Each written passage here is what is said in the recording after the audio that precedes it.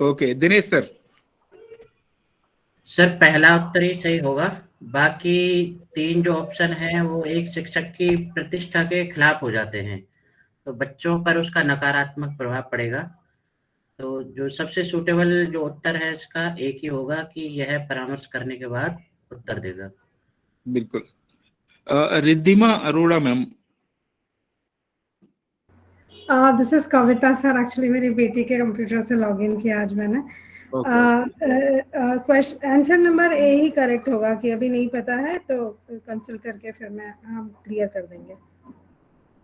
ठीक है मैम बिल्कुल। चलिए अनिल शर्मा सर, आपकी क्या राय है?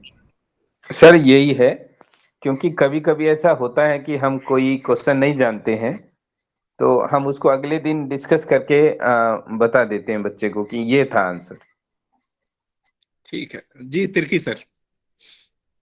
सर एक अच्छे टीचर को एक अच्छे स्टूडेंट की तरह अगर नहीं आ रहा है तो अपने, अगर इनकेस उस पर्टिकुलर टाइम में नहीं आता है तो he should consult and refer the reference book and he should tell the answer. बिल्कुल सही सर। बहुत बढ़िया Tirkey sir, thank you so much. इसमें बड़ी अच्छी बात है कि हमारे एक भी साथी ने कोई दूसरा गलत आंसर नहीं बताया। और आप देखिए ये केंद्रीय विद्यालय संगठन का क्वेश्चन पेपर है सीधा। हम लोग इतनी टेंशन में रहते हैं कि जो एकेडमिक है वो कितना कठिन है। एक बार हमारी समझ विकसित हो गई तो बहुत ही आसान है। चलिए तो फिर नेक्स्ट क्वेश्चन की तरफ।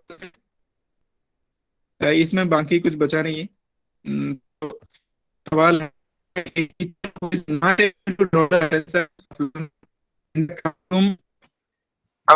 आवाज नहीं आ रही सर आपकी, ब्रेक हो रही है सर। अभी क्या अभी ब्रेक हो रही है?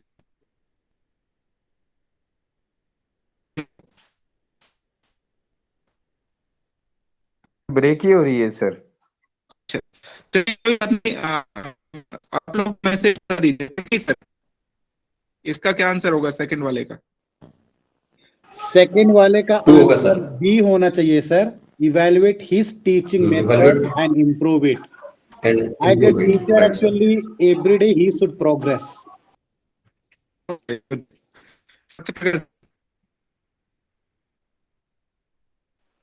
Sir, I'll also go with the second option.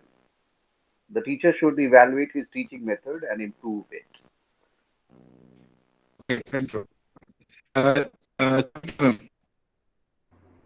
Yes, sir. I too would go with the second option, evaluate his teaching methods and improve it.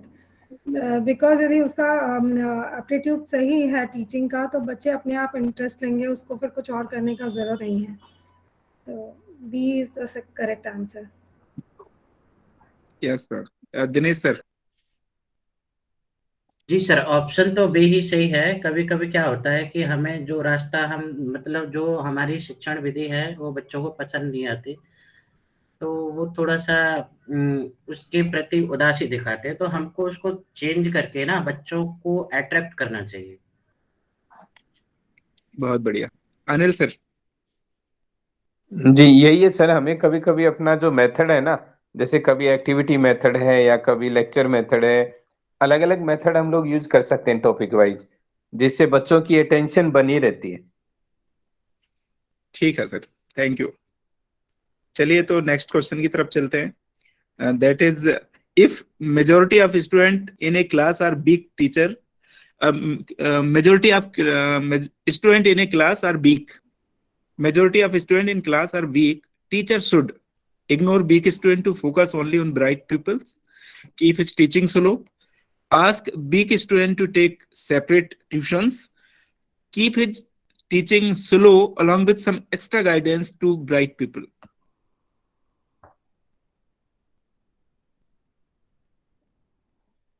जेतिर की sir. I will go with answer option 4. Keep his teaching slow along with his some extra guidance to bright peoples. क्योंकि classroom में दोनों तरह के बच्चे होते हैं, बहुत ब्राइट स्टूडेंट्स भी होते हैं और स्लो लर्नर्स भी होते हैं। अगर ब्राइट के हिसाब से जाएंगे तो स्लो लर्नर्स नहीं पिकअप कर पाएंगे और स्लो लर्नर्स के पास जाएंगे तो कई बार ब्राइट वाले भी। बिल्कुल, thank you sir. Zahid sir. Same sir, वो 4 आंसर होगा क्योंकि number of the weak student ज़्यादा है तो हम उसके हिसाब से जाएंगे, लेकिन अब जो ब्राइट स्टूडेंट है उसके साथ भी इनजस्टिस नहीं होना चाहिए तो उसको कुछ एक्स्ट्रा गाइडेंस देंगे। दिनेश सर। जी सर। सर हमारे प्रिंसिपल सर हैं, वो हमेशा कहते हैं कि हमेशा हमको ना मध्यम मार्ग को अपनाना चाहिए, ना ज़्यादा फास्ट भागना चाहिए और ना ही स्लो चलना चाहिए। तो इसके हिसाब से जो ऑप्शन 4 है वो बिल्कुल सही है। हमें स्लो लर्नर को भी साथ में लेके चलना है और ब्राइट पीपल्स हैं उनको भी देखना है। जी सर। बिल्कुल सर। जी धर्मेंद्र सर।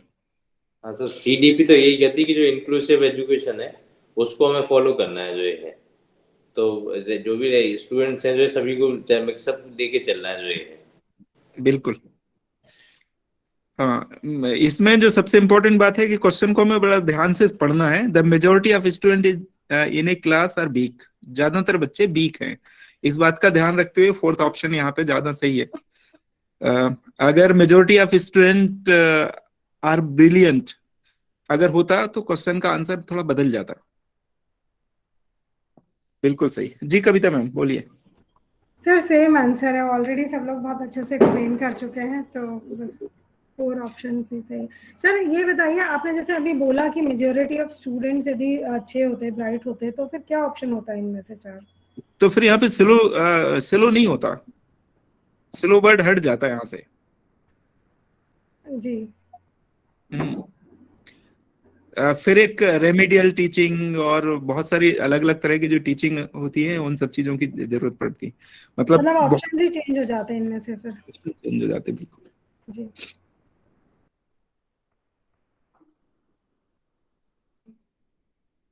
चलिए next question. A teacher should ideally introduce the lesson before the start teaching, not introduce the lesson before starts teaching, ask student to prepare lesson at home, tell student to read the lesson while they are on.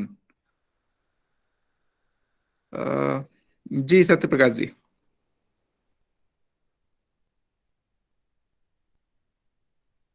Satya Prakash sir. Sorry. Sir, I'll go with the first option. Introduce the lesson before he starts teaching. In order to draw the attention of the students towards that particular chapter, the teacher should introduce the lesson. Yes, sir. Good. Thank you, sir. जी Kavita ma'am. Sir chapter का introduction हो जाएगा तो बच्चा mentally ready रहेंगे और वो एक इंटरेस्ट भी डेवलप होगा कि हम ये सब पढ़ने वाले हैं अभी, तो मैं भी फर्स्ट ऑप्शन के साथ में जाऊंगी। अनिल सर। सर हम लोग ऐसा ही करते हैं, जब भी कोई चैप्टर पढ़ाते हैं तो बच्चों को थोड़ा इंट्रोडक्शन देना पड़ता है जिससे उनको आइडिया लग जाए कि क्या हम पढ़ने जा रहे। बहुत बढ़िया सर। दिनेश सर। जी सर। सर हमने देखा अक्सर करके जब भी कोई मूवी रिलीज होती है तो उसका ट्रेलर आता है पहले, और उस ट्रेलर के हिसाब से हम अंदाजा लगा लेते हैं कि भाई पिक्चर कैसी होगी। जी सर। बिल्कुल तो सर। वही है, हमें थोड़ा सा परिचय देना चाहिए, उसके बाद पाठ पढ़ाना शुरू करना चाहिए। बहुत बढ़िया। जी मुखर्जी सर। जी सर ने बिल्कुल सही कहा है सर। जैसा कि हमें बीएड में भी यही सिखाया गया था कि किसी भी लेसन को शुरू करने से पहले उसका परिचय दिया जाए ताकि बच्चे जो है उस लेसन से जुड़ जाए। जब वो बच्चे उस लेसन से अवगत हो जाएंगे और जुड़ जाएंगे तो लेसन को पढ़ाने में हम लोगों को काफी सुविधा होगी। मुखर्जी सर, अब आपको समझ में आ रहा है ना कि एकेडमिक कितना सरल सा है? आप परेशान रहते थे थोड़ा बहुत, आसान है ना? वो बात तो सही है सर। क्वेश्चन कुछ थोड़ा सा और कॉम्प्लिकेटेड आते हैं जिसमें आंसर लगभग एक जैसे मिले जुले लगते हैं कि चारों आंसर सही लगते हैं, उसमें से पिक करना होता है सर। आज आपने सारे आसान क्वेश्चंस लिए हैं। नहीं ऐसा नहीं है। देखिए अब क्वेश्चन पेपर ज्यों का त्यों स्कैंड जो केवीएस में पूछा गया था सर 2015 वाला भारद्वाज सर बहुत सरल था, और जो अभी देखिए तो सही में बहुत कठिन लगता है वो जो 2018-19 का है। ये 15 वाला बाय द वे शायद मतलब पहला तो नहीं था लेकिन मतलब थोड़ा इजी जरूर था। जी जब केवीएस एग्जाम लेते थे, सही बोले सर, जब केवीएस के अंदर था तो एग्जाम डायरेक्ट नॉलेज बेस्ड होता था, अभी तो पूरा एप्लीकेशन बेस्ड है सर, सीबीएसई के अंडर में जाने के बाद। अभी ये सर जफर सर, ये जो 4 सवालों पे हमारा डिस्कस हुआ है, ये नॉलेज बेस्ड है या एप्लीकेशन बेस्ड है? नहीं, इसमें कुछ नॉलेज बेस्ड है, कुछ एप्लीकेशन बेस्ड है। कौन सा नॉलेज बेस्ड है? ये जैसे डायरेक्टली ये अभी बीएड में हम लोग पढ़ते हैं, नंबर लास्ट ईयर हम लोग पढ़ रहे हैं ना लेसन प्लान, ये डायरेक्ट बीएड में जब हम माइक्रो टीचिंग करते हैं, जब लेसन प्लान बनाते हैं, उससे हम पहले यही बोला जाता है कि आप सही बता रहे हैं। ये उसमें इंट्रोडक्शन ऑफ द लेसन एक कॉलम होता है। इसमें ये यूनिवर्सल ट्रूथ है, मतलब जो बीएड किया वो डायरेक्ट बता देगा, उसमें कॉम्प्लेक्स नहीं होंगे। फिर जाकर के मॉडल लेसन प्लान में एक कॉलम होता है जी। इंट्रोडक्शन ऑफ द मैं एक बात आपकी जानकारी में डालना चाहूँ। जी सर बिल्कुल। अवश्य अवश्य सर, अवश्य सर। अभी आप पीसा आ गया है, सीटी आ गया है, केस स्टडीज आ गया है, और जब पीसा की तैयारी कराने वाले होंगे और क्रिटिकल थिंकिंग टाइप के क्वेश्चन बनाने वाले टीचर होंगे, तो टीचरों को का जो लेवल अभी जो क्वेश्चन होगा ना, वो डबल हो जाता है। बिल्कुल। तो अभी का क्वेश्चन 2015 का क्वेश्चन देखेंगे, चाहे वो रूल्स वाला रिलेटेड होगा या फिर एकेडमिक्स वाला होगा, आज की जितने तैयारी करके रखे हैं आउट ऑफ 160 लेकर के आएंगे, लेकिन आप भी जो कंपटीशन जो होगा उसका आधा भी नहीं बनता है। बिल्कुल सर। नहीं, जी आदत नहीं, आधा ज्यादा कर पाएंगे टिर्की सर, इतना घबराइए नहीं, ज्यादा तो कर पाएंगे, लेकिन ये तो है कि टफ समय के हिसाब से टफ हो गए, कंपटीटर बढ़ गए, लोगों में अवेयरनेस आया प्रिंसिपल बनने के प्रति। पहले बहुत लोग चोरी छुपे बोलते थे कि मैं एग्जाम देने जाता हूँ प्रिंसिपल का, अभी लोग मतलब क्लियरली बोलता है कि मैं तैयारी कर रहा हूँ या मैं एग्जाम दूंगा। ये बहुत बदलाव आया है सर। ऐसा प्लेटफॉर्म भी तो नहीं था। श्योर सर इतना प्लेटफॉर्म आया तो तैयारी का लेवल तो बढ़ गया ना सर, सिंपल सी बात। भारद्वाज सर भी तो नहीं मिले थे। वही तो कह रहा हूँ सर कि प्लेटफॉर्म कहाँ था। वो अपने ही कुएं में खेलते थे, लगता है बहुत जान गए। सर एक बार हिंदी का क्वेश्चन सर ऐसा दिया था कि क्या पता नहीं कौन सा इतिहास और कौन सा लिटरेचर का था, किसी को पल्ले भी नहीं पड़ रहा था। आज की डेट में भी पल्ले नहीं पड़ता है कई बार। इसी तरह से लैंग्वेज का जो कई बार होता है ना क्वेश्चन, तो वो ऐसे ही जाता है कई बार लैंग्वेज का नहीं बन रहा होता है, तो कई बार में कितने सर गए?